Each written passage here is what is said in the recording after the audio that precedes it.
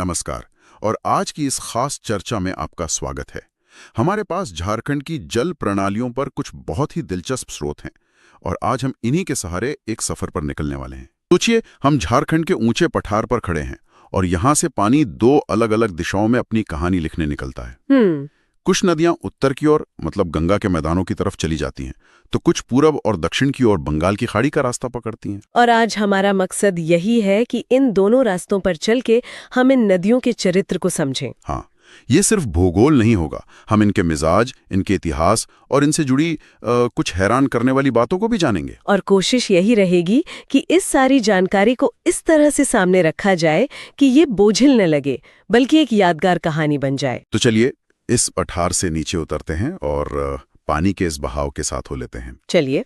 तो इस सफर पर निकलने से पहले एक बुनियादी सवाल। जब हम कहते हैं अपवाह प्रणाली या ड्रेनेज सिस्टम, तो इसका आसान मतलब क्या है?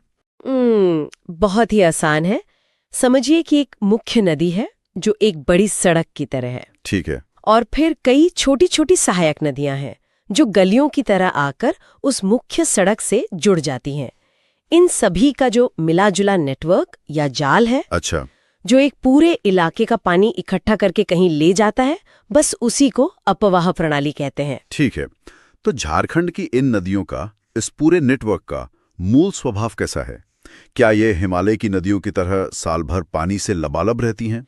यहीं पर सबसे पहली और सबसे बड़ी खासियत सामने आती है। हमारे स्रोतों से पता चलता है कि सोन नदी को अगर छोड़ दें, अच्छा, तो झारखंड की लगभग सारी नदियां बरसाती हैं। बरसाती मतलब पूरी तरह से मानसून पर निर्भर? बिल्कुल। इसका मतलब है कि ये नदियां अपनी जिंदगी के लिए पूरी तरह मॉनसून पर टिकी हैं। जब बारिश होती है तो इनमें जान आ जाती है, लेकिन गर्मियां आते आते इनका पानी या तो बहुत घट जाता है या ये पूरी तरह सूख जाती हैं। ये तो बड़ी अजीब बात है। मतलब एक ही राज्य में ज्यादातर नदियां कुछ महीनों के लिए ही अपने असली रूप में होती हैं। और एक और बात जो मुझे हमेशा नदियों से जोड़कर याद आती है, वो है नाव। क्या इन नदियों में नाव चलाना यानी परिवहन संभव है? ये सवाल बहुत जरूरी है और इसका जवाब झारखंड की जमीनी हकीकत बताता है। ज्यादातर नदियों में नाव चलाना मुमकिन नहीं है। क्यों? इसकी वजह यह है कि झारखंड एक पठारी इलाका है जिसकी जमीन कठोर और चट्टानी है। तो जब नदियां इन चट्टानों के ऊपर से बहती हैं तो उनका तल भी उबड़ खाबड़ और पथरीला होता है। अच्छा, तो नाव चलाने के लिए एक शांत और गहरी धारा चाहिए जो यहाँ नहीं मिलती। सही पकड़े, लेकिन एक अपवाद है।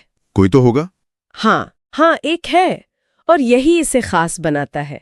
मयूराक्षी नदी, जो राज्य की इकलौती नौगम्य नदी है, यानी जिसमें नाव चल सकती है। सिर्फ एक? सिर्फ एक। ये एक ऐसा तथ्य है जो मयूराक्षी को बाकी सभी नदियों से बिल्कुल अलग खड़ा कर देता है। कमाल है। तो हमारे पास एक ऐसा लैंडस्केप है जहां ज्यादातर नदियां मौसमी है और सिर्फ एक में नाव चल सकती है। आपने शुरू में जिक्र किया था कि नदियां दो मुख्य दिशाओं में बहती हैं। हाँ, चलिए अब उसी पर आते हैं। बिल्कुल। ये बंटवारा ही झारखंड के पूरे नदी तंत्र की एक तरह से चाबी है। एक हिस्सा है उत्तरवर्ती नदियों का। उत्तरवर्ती? ये वो नदियां हैं जो छोटा नागपुर पठार के उत्तरी ढलान से निकलकर उत्तर की तरफ बहती हैं और बिहार में जाकर गंगा या उसकी सहायक नदियों जैसे सोन में मिल जाती हैं। और दूसरा हिस्सा? दूसरा हिस्सा है पूर्ववर्ती या दक्षिणवर्ती नदियों का। ये नदियां पठार के दक्षिणी हिस्से से जन्म लेती हैं और पूरब या दक्षिण का रुख करती हैं। इनमें से कुछ सीधे बंगाल की खाड़ी में जा मिलती हैं, तो कुछ पश्चिम बंगाल में दूसरी बड़ी नदियों का हिस्सा बन जाती हैं। ठीक है, तो जैसा हमने तय किया था, हम पहले उत्तर की ओर बहने वाली धाराओं का पीछा करेंगे। इस रास्ते पर सबसे बड़ा और पहला नाम आता है सोन नदी का। क्या है इसकी कहानी? सोन नदी अपने आप में एक अलग ही किरदार है।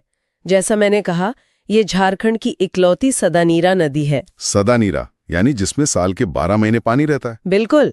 ये झारखंड में निकलती नहीं है, बल्कि मध्य प्रदेश के मैकाल पर्वत की अमरकंटक पहाड़ी से निकलकर झारखंड के पलामू और गढ़वा जिलों को बस छूते हुए बहती है और आखिर में पटना के पास गंगा में मिल जाती है। मैंने इसके कुछ पुराने नाम भी पढ़े, सोनभद्र और हिरण्यवाह। हिरण्यवाह का मतलब तो सोने को ढोने वाली जैसा लगता है। क्या इसमें वाकई सोना मिलता था? ये एक दिलचस्प बहस है। हिरण्य का मतलब सोना ही है। प्राचीन काल से ये मान्यता रही है कि इसकी रेत में सोने के कण मिलते थे।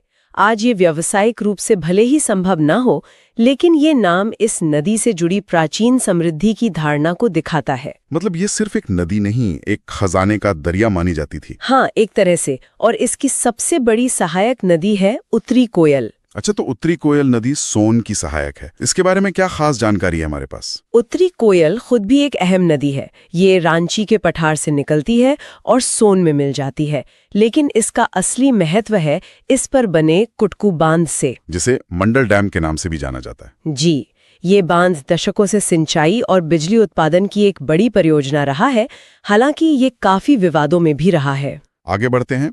एक नदी है पुनपुन। इसके जो नाम स्रोतों में दिए गए हैं वो काफी अजीब हैं। कीकट और बमागधी नाम नहीं है, ये सीधे इतिहास के पन्नों से उठाए गए शब्द हैं।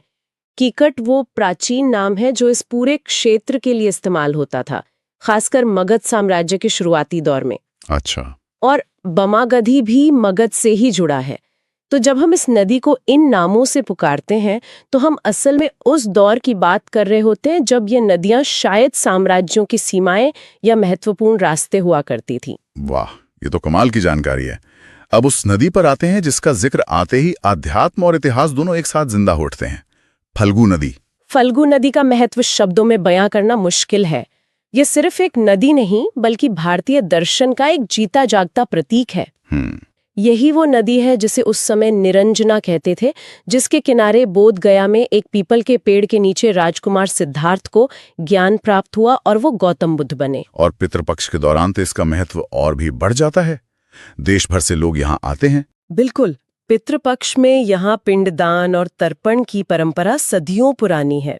लोग मानते हैं कि इस नदी में स्नान करने से उनके पूर्वजों की आत्मा को शांति मिलती है।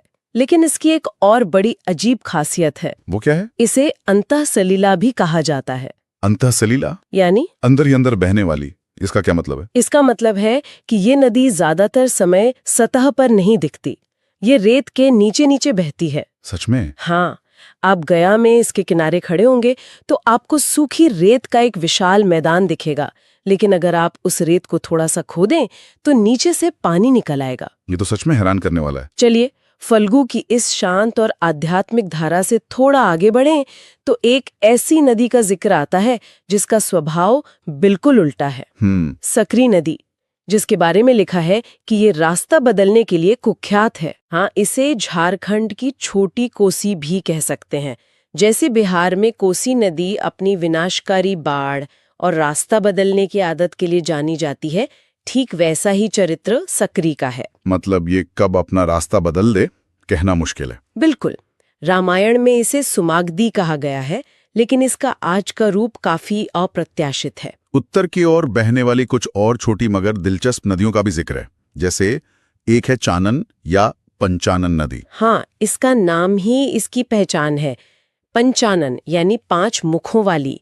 ये असल में 5 अलग अलग छोटी छोटी धाराओं के मिलने से बनती है, इसीलिए इसका ये नाम पड़ा। एक और नदी है बूढ़ा नदी।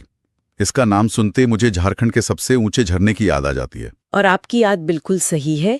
यही वो नदी है जो झारखंड के सबसे ऊंचे और शानदार जलप्रपात बूढ़ा घाघ जलप्रपात का निर्माण करती है।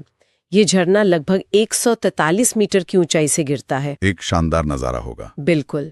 और एक आखिरी नदी इस लिस्ट में है अमानत नदी, जिसका रिश्ता जंगल और जंगली जीवों से भी है। हाँ, अमानत नदी चतरा जिले में बहती है और वहां के प्रसिद्ध लावालोंग वन्य जीव अभयारण्य की दक्षिणी सीमा बनाती है। ये इस बात का एक बेहतरीन उदाहरण है कि कैसे नदियां सिर्फ इंसानों के लिए नहीं बल्कि पूरे इकोसिस्टम की जीवन रेखा होती हैं। तो ये तो हुआ हमारा सफर उन नदियों के साथ जो उत्तर की ओर गईं। अब हमें वापस पठार पर लौटना होगा और उन धाराओं का पीछा करना होगा जो पूरब और दक्षिण की ओर बहती हैं। इस तरफ की सबसे बड़ी और शायद सबसे चर्चित नदी है दामोदर। इसे बंगाल का शोक भी कहा जाता है। दामोदर ये एक ऐसी नदी है जिसके कई चेहरे हैं। ये झारखंड की सबसे लंबी और सबसे बड़ी नदी है। अच्छा। इसका उद्गम छोटा नागपुर पठार के टोरी क्षेत्र से होता है, लेकिन इसके साथ कुछ दुखद बातें भी जुड़ी हैं। ये राज्य की सबसे ज्यादा प्रदूषित नदी भी है। और इसे बंगाल का शोक क्यों कहते थे? ये नाम तो सुनने में ही बड़ा डरावना लगता है।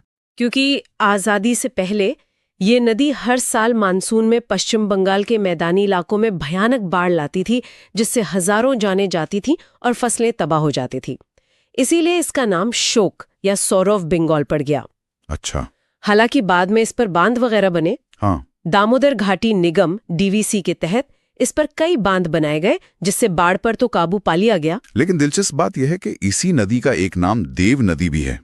एक तरफ शोक, दूसरी तरफ देव। ये तो बिल्कुल विरोधाभासी है। यही तो दामोदर का चरित्र है। जब ये शांत बहती है तो जीवन देती है, इसलिए देव नदी। लेकिन जब उग्र हो जाती थी तो विनाश लाती थी, इसलिए शोक। एक और नाम है इसका, झारखंड की राइन नदी। राइन तो जर्मनी की नदी है, उससे इसकी तुलना क्यों? क्योंकि जैसे यूरोप की राइन नदी एक बड़े औद्योगिक और खनिज संपदा वाले क्षेत्र से होकर बहती है, वैसे ही दामोदर भी झारखंड के सबसे अमीर कोयला क्षेत्र से गुजरती है। रांची और हजारीबाग पठार के बीच जो दामोदर नदी द्रोणी है, वो कोयले के भंडारों के लिए मशहूर है। और इसी वजह से राइन की तरह ही दामोदर में भी औद्योगिक प्रदूषण बहुत ज्यादा है। दामोदर की कहानी वाकई में बहुत जटिल है। चलिए अब उस नदी की तरफ चलते हैं जिसका नाम ही अपनी कहानी कहता है, स्वर्ण रेखा, सोने की रेखा। हाँ। मेरा वही पुराना सवाल, क्या ये सिर्फ एक काव्यात्मक नाम है या इसमें सच में सोना है? इस बार ये मिथक नहीं है, ये सच है। आज भी इस नदी की रेत में सोने के बहुत ही सूक्ष्म कण पाए जाते हैं। आज भी? हाँ, आज भी। स्थानीय लोग पारंपरिक तरीकों से रेत छानकर सोना निकालने का काम करते हैं। ये मात्रा बहुत कम होती है, लेकिन ये तथ्य ही इस नदी को पूरे भारत में अनोखा बना देता है। लेकिन सोने के अलावा भी इसकी एक बहुत बड़ी खासियत है ना? बिल्कुल, और वो खासियत इसे भौगोलिक रूप से भारत की कुछ चुनिंदा नदियों में शामिल करती है। स्वर्ण रेखा झारखंड से निकलने वाली एकमात्र ऐसी नदी है जो किसी दूसरी नदी में नहीं मिलती, बल्कि लगभग 500 किलोमीटर का सफर अकेले तय करके सीधे बंगाल की खाड़ी में गिरती है। ये तो सच में अद्वितीय है। और जहां तक मुझे याद है, ये नदी अपने शानदार झरनों के लिए भी बहुत मशहूर है। हाँ, ये झरनों की रानी है। रांची के पास ये झारखंड का सबसे प्रसिद्ध हुंड्रू जलप्रपात बनाती है। लेकिन कहानी यहीं खत्म नहीं होती। इसकी सहायक नदियां भी किसी से कम नहीं। इसकी एक सहायक नदी है राढ़ू, जो जोन्हा जलप्रपात बनाती है, जिसे गौतम धारा भी कहते हैं। सही। और दूसरी सहायक नदी कांची दशम जलप्रपात का निर्माण करती है। मतलब एक ही नदी प्रणाली में झरनों का एक पूरा परिवार है। स्रोतों में एक टूसू मेला का भी जिक्र मैंने पढ़ा, ये क्या है? टूसू मेला इस पूरे क्षेत्र का, खासकर आदिवासी और कुड़मी समुदाय का एक बहुत बड़ा सांस्कृतिक पर्व है, जो मकर संक्रांति के समय मनाया जाता है।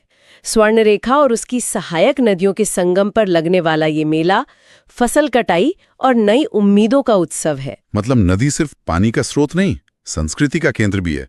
बिल्कुल। अब दामोदर की एक सहायक नदी बराकर की बात करते हैं। बराकर को सिर्फ दामोदर की सहायक नदी कहना इसके महत्व को कम करना होगा। ये एक बहुत ही प्राचीन नदी है।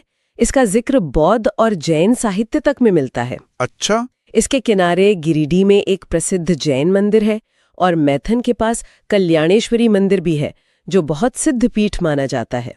और इस पर डीवीसी के तहत बने तिलैया और मैथन डैम भी हैं। तो एक तरफ प्राचीन इतिहास है और दूसरी पर आधुनिक विकास। सही कहा।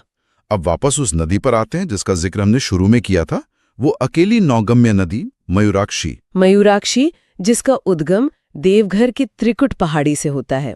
इसके और भी नाम हैं, जैसे मोर नदी या मोतीहारी। जैसा हमने कहा, ये नाव चलाने लायक राज्य की एकमात्र नदी है। लेकिन इसकी एक और बड़ी दिलचस्प पहचान है। वो क्या है? इस पर दुमका में एक बांध बना है, मसानजोर बांध। इस बांध को बनाने में कनाडा सरकार ने आर्थिक मदद की थी। ओहो। इसीलिए इस बांध को कनाडा बांध के नाम से भी जाना जाता है। ये तो बड़ी दिलचस्प बात है। और इसी नदी के किनारे दुमका में हर साल प्रसिद्ध हिजला मेला लगता है, जिसकी शुरुआत एक अंग्रेज अफसर ने की थी। पूरब दक्षिण की कुछ और नदियों की भी खास बातें हैं। एक है शंख नदी। शंख नदी अपने उद्गम के पास बहुत ही संकरी और गहरी खाई बनाती है, जिसे गॉर्ज कहते हैं, और आगे जाकर ये गुमला जिले में सदनी घाट जलप्रपात बनाती है। एक नदी है अजय, जिसे हाल ही में एक नई पहचान मिली है। सही कहा। अजय नदी को राष्ट्रीय जलमार्ग अधिनियम 2016 के तहत राष्ट्रीय जलमार्ग 7 घोषित किया गया है। इसका मतलब भविष्य में इसे परिवहन के लिए विकसित किया जा सकता है। हाँ, इसकी क्षमता है। और आखिरी में एक ऐसी नदी जो हमें सीधे झारखंड के प्राचीनतम इतिहास के दरवाजे पर ले जाकर खड़ा कर देती है, तजना नदी। ये ऐतिहासिक रूप से शायद सबसे महत्वपूर्ण नदियों में से एक है। इसके बहाव क्षेत्र में, खास तौर पर खूंटी जिले में, असुर सभ्यता के ढेर सारे अवशेष मिले हैं। असुर सभ्यता, ये कौन थे? असुर झारखंड की सबसे प्राचीन जनजातियों में से एक माने जाते हैं, जिनका मुख्य काम था लौह अयस्क को गलाकर लोहा बनाना। ये भारत के सबसे शुरुआती लौह शिल्पी थे। अच्छा। तिजना नदी के किनारे मिले ईंटों के बने घर, मिट्टी के बर्तन और लोहे के औजार हमें हजारों साल पुराने उस इतिहास से जोड़ते हैं जिसके बारे में ज्यादा लिखा नहीं गया। ये नदी अपने अंदर एक पूरी सभ्यता के राज छिपाए बैठी है। तो आज हमने झारखंड के पठार से शुरू हुआ ये सफर पूरा किया। उत्तर में हमने बारामासी सोन को देखा, तो आध्यात्म में डूबी फल्गु को भी, और पूरब दक्षिण में हमने दामोदर के दोहरे चरित्र को समझा, स्वर्ण रेखा के सोने को जाना और तजना के किनारे हजारों साल पुराने इतिहास को छुआ। बिल्कुल, ये सिर्फ पानी की